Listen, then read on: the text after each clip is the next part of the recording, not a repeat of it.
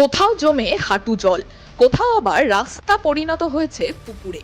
জলঙ্গির সাহেবরামপুর থেকে ডোমকলের কুপিলা চাঁদের পাড়া যাওয়ার রাস্তার এমনই বেহাল দশা। রাস্তা বেহাল হওয়ার কারণে ব্যাপক দুর্ভোগে পড়েছেন সাধারণ মানুষ।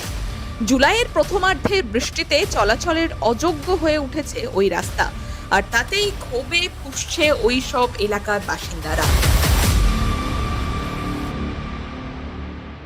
প্রায় ৩ কিলোমিটার দৈর্ঘ্যের ওই রাস্তা একেবারে বেহাল। বর্ষার দু এক পশলা বৃষ্টির পর ওই রাস্তাটি একেবারে চলাচলের অযোগ্য হয়ে দাঁড়িয়েছে।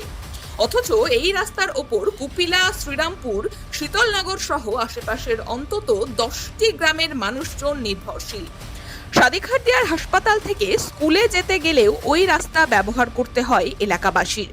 অথচ এই রাস্তা সংস্কারের কোনো উদ্যোগ নেই প্রশাসনের, আর তাতেই ক্ষোভে ফুঁসছে এলাকার লোকজন।